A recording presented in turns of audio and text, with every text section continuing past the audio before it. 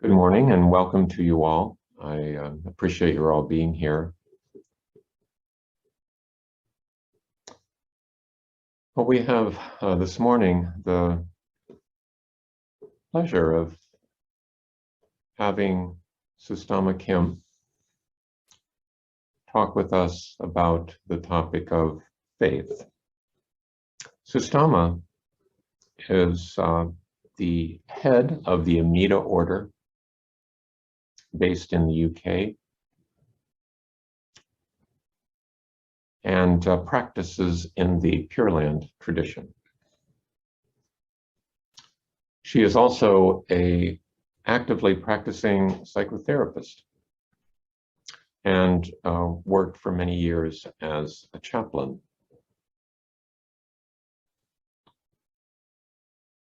And above and beyond all that, she lives with her partner and her 2 children in London. So we're very happy to have her back to talk on the topic of faith in Buddhist practice. Thank you so much, Susthama, for being here. So I'd like to share with you a couple of sutras to give you an idea of the role of faith in Buddhism. A sutra is the main word that we use for a story or scripture that's come down to us through the Buddhist canon, the Pali Canon. And so sutra means thread. And like threads, we use them to weave. And so these sutras are a way of weaving things together, like knowledge, like truths, in a way that we feel we can actually inhabit and wear them. And like any sacred text, sutras are a source of wisdom, they're a source of revelation, in particular about something that is other, and they offer us lessons for daily life, for values, for how to organize human instincts. And the one thing I find about Buddhist sutras is that they don't just tell us what to do, but how to do something. So sometimes they can be very practical. Other times they can be a little bit more mystical, fantastical. So we can find pretty much everything in the Buddhist canon. So I'd like to start with a more straightforward sutra that's found in the Pali Canon and the Majjhima Nikaya. And this one is in the Majjhima Nikaya, which is known as the Middle Length Sutras. And it's chapter 95, and it's called With Kanki. So Kanki is a Brahmin ruler, and he is instrumental in the sutra, but it's a younger Brahmin that is intrigued and is asking all the questions. So the sutras are usually sort of structured in a way that is similar to any story. We start with a setting, we start with characters, and so this sutra starts with in a place called Uposatha. And Uposatha is a village in the Kosalin County where this Brahmin Kanki is the ruler. He's the top dog. And one day he sees a lot of Brahmins going, and he wonders, well, where are they going? And so one of his friends says they're going to go and see a recluse, Gautama. And so they use the recluse Gautama to refer to the Buddha. So it gives you an idea of where the Buddha is during his ministry. He's established enough to be known as someone who is teaching a Dharma that is really important, and he's attracting a lot of Brahmins, a lot of scholars, other important practitioners in the spiritual life, but he's not referred to as the Buddha. He's just referred to as the recluse, Gautama. And Kenki has heard about him, so he says, okay, yeah, I'm going to go too. He doesn't want to miss out on whatever this recluse has to teach.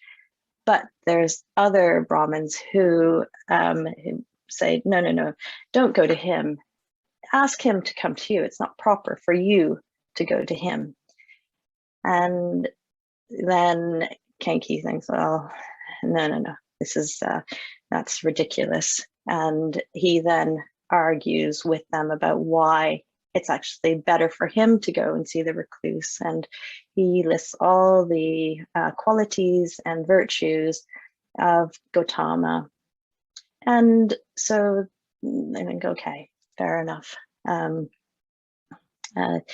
He's established and well-known enough to know that this is someone who deserves some respect from some of the highest people in society.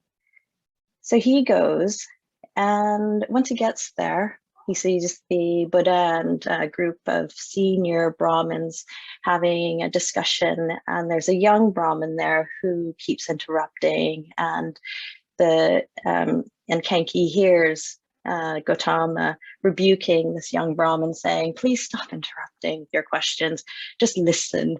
And then Kenki thinks, oh, but and Kenki intervenes and says, well, actually, this young Brahmin has studied the Vedas enough to know what he's talking about. Give him a chance. And so then Gautama, it's written as a way that, in a way that suggests that already Gautama can read the minds of others and can see that this young Brahmin really wants his attention. And so he then deliberately looks at this young Brahmin, and that young Brahmin thinks, oh, he's looking at me now, I better ask a good question.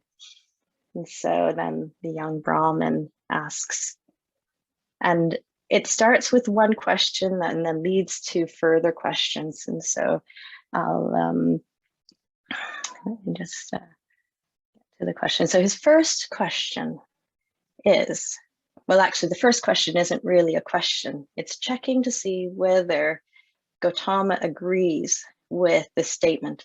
And the statement is, the ancient hymns of the Brahmins are true and everything else is false.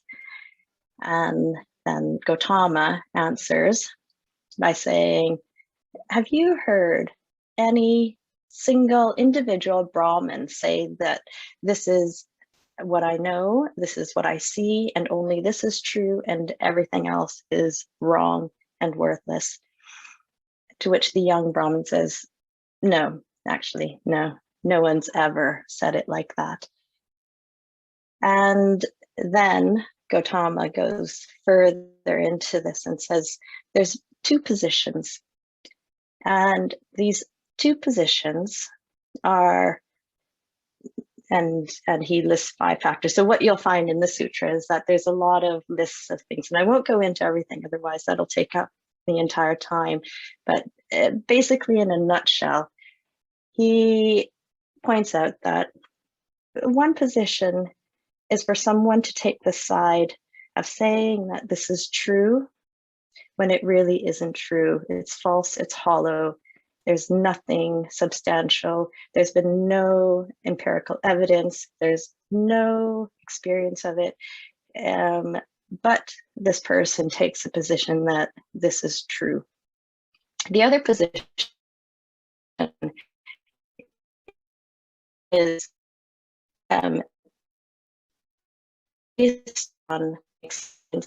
based on coming actually hollow and false. Okay, it says it's stable, so I'm just gonna, can you hear me okay? Okay, good. And so then the Buddha says, if a person has a conviction, but says, my faith is this, my experience is this, but doesn't then say, only this is true and everything else is wrong. The Buddha explains that in saying it that way, this is how we safeguard or preserve the truth. And he then goes on to say, I describe this as safeguarding the truth, but it's not yet an awakening to the truth, or it's not discovering the truth. And so the young Brahmin is hooked and he's interested and he goes, oh, well, I'm not so interested in safeguarding the truth. I actually want to awaken to the truth. So can you tell me how one awakens to the truth? And so then the Buddha is able to develop his teaching a little bit further. And he says, okay, and bear in mind, this is my abbreviated version because it's quite a long sutra, but I'm going to condense it. So in effect, he tells the young Brahmin, well, consider a monk that's living in a village who's dependent on a village. And you go and you want to know, is what this monk is teaching and practicing good? So you go and you observe and you want to see how he behaves and also see what he teaches. When on observing that monk, you notice that there's no greed, no hate, no delusion, then you can trust that this monk has something good and wise to teach. And with that, seeing and observing this monk behaving that way, what arises is a trust or confidence, conviction, enough to make you want to go and visit him, to get close to him.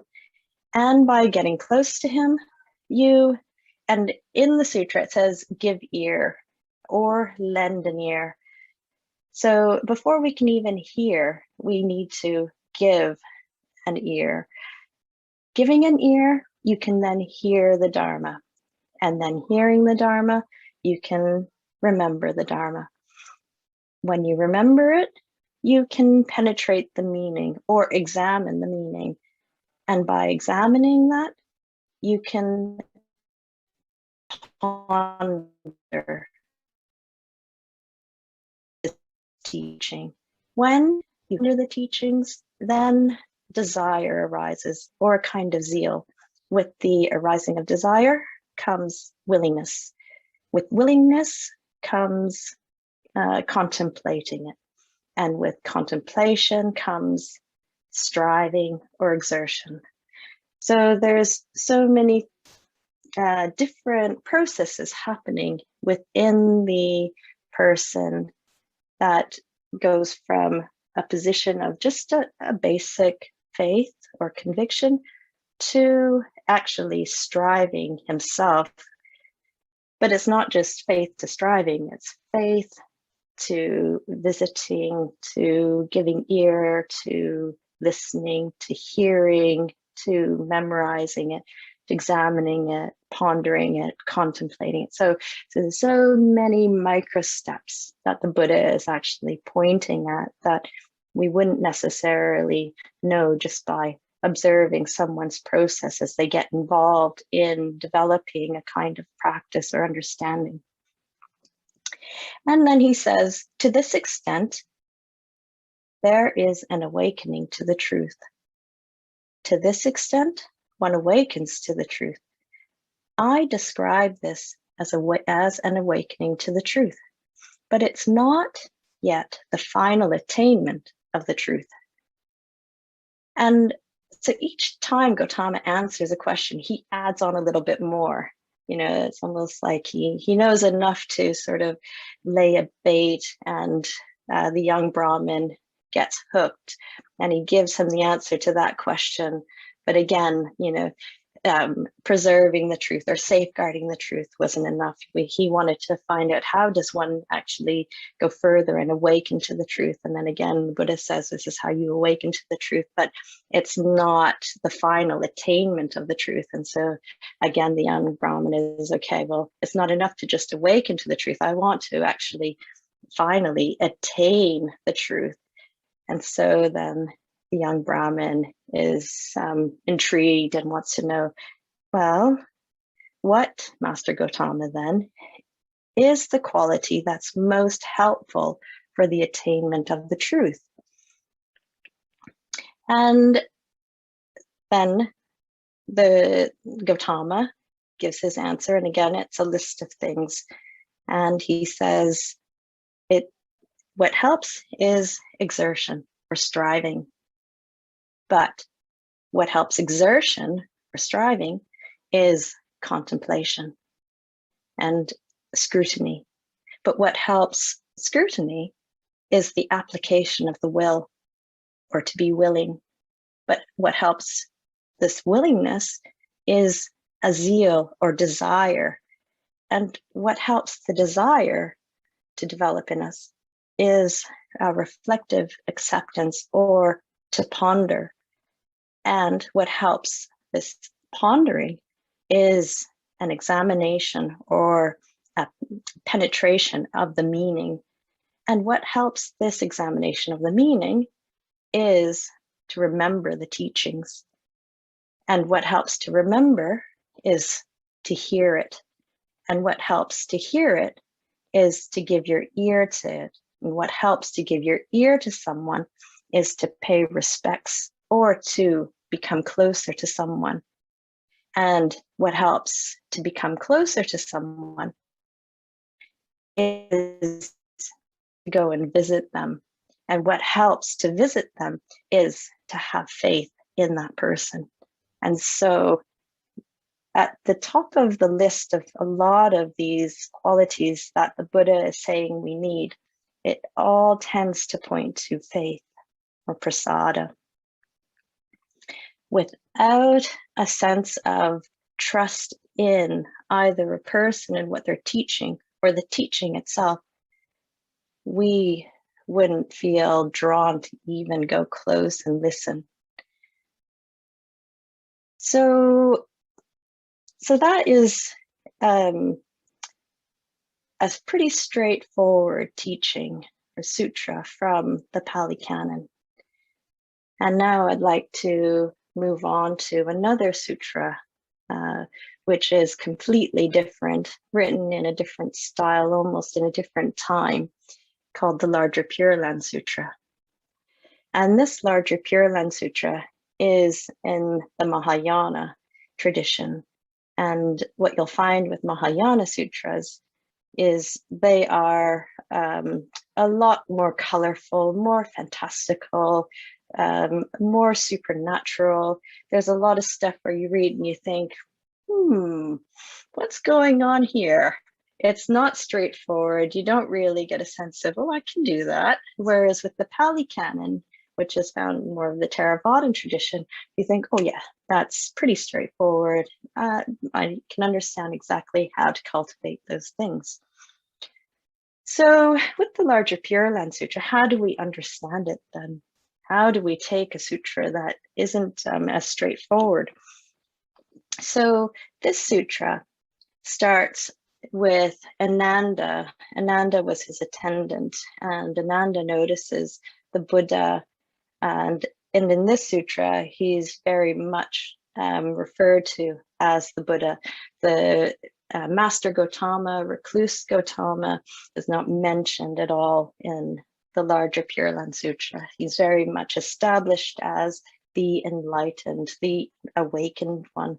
And so Ananda sees how radiant he is one day, and he goes, "Woof, you're looking really, radiant. You're glowing. Why? What are you thinking of?" And so the Buddha answers. In a way, he answers by telling an allegory. He answers by every way a good fairy tale starts, and he starts with, well, in a distant age, a long, long time ago. So already you get the sense of being drawn into something that is archetypal, something that has been there for forever, that was true back then and it's true now. And he goes into talking about Buddhists that have always been around, that have always existed, and going back far enough. And in a way, what the Buddha is saying is he's not really bothered about whether we understand it at all.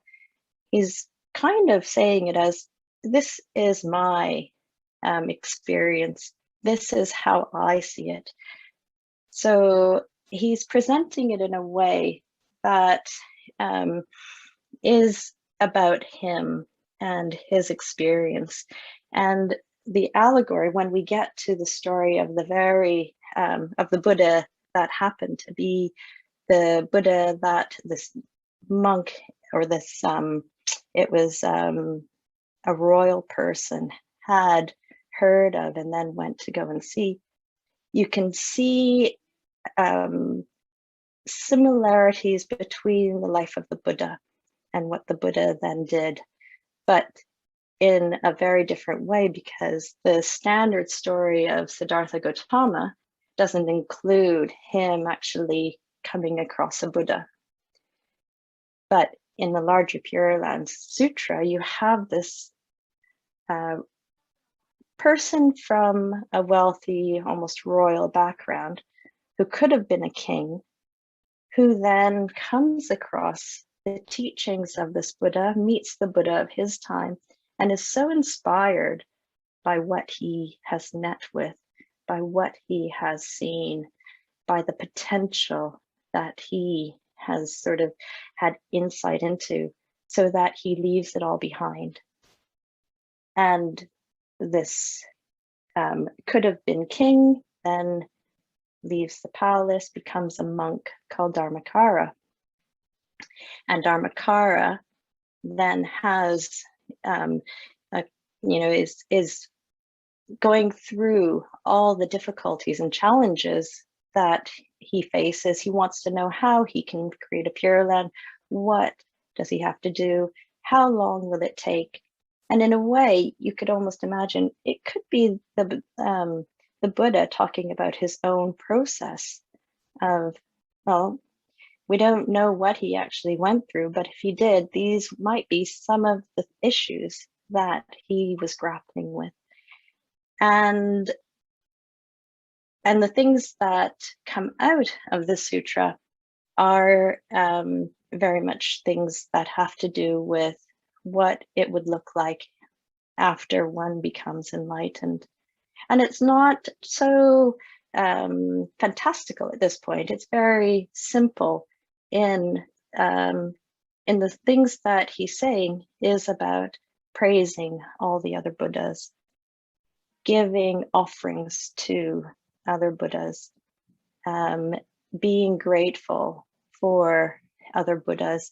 So there's a sense of being surrounded in the presence of all these spiritual beings, never alone, even though he's very much alone, but always connected to something other than himself that is giving him the source of love, of acceptance, of wisdom, of courage, so that no matter what the obstacles are, no matter what the hardships are, he knows that he can do it, not because of his own efforts, but because he is helped by the myriad Buddhas in the spiritual world.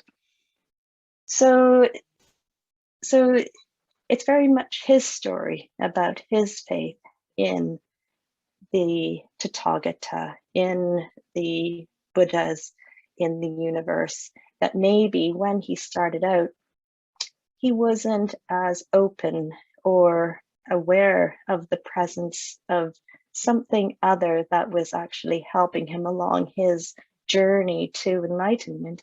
But then as someone who had practiced and who was giving teachings throughout his ministry, he he's starting to develop this sense of gratitude, of acknowledging that he could never have done it on his own, and how arrogant it is almost for him to think that he could have done it on his own.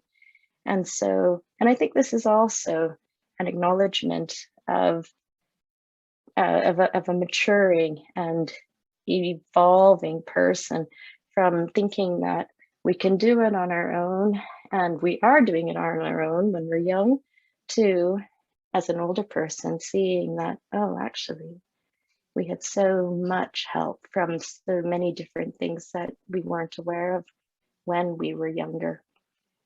And so I see these sutras as evolving and as all sort of saying the same thing, even though they're presented in such different contrasting ways.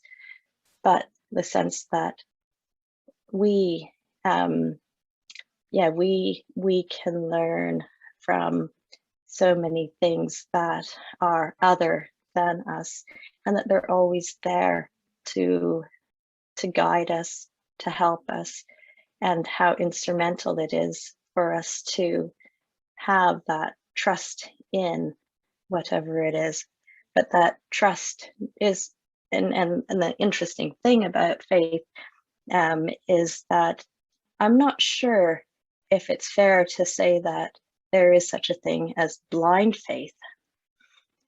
I think faith is something that we feel when we've observed something, when we've felt in touch with something. And it's almost, it's very difficult actually to have faith if we didn't have enough of a felt sense or experience of something. So I'm not sure. Anyway, this is where, I'm kind of hoping that we can have more of a conversation about faith and how it feels to you. Because I know one of the things about these larger these Mahayana sutras is a sense of how can you cultivate faith? And there is a lot of worry now in society that I feel about, is this not just blind faith? So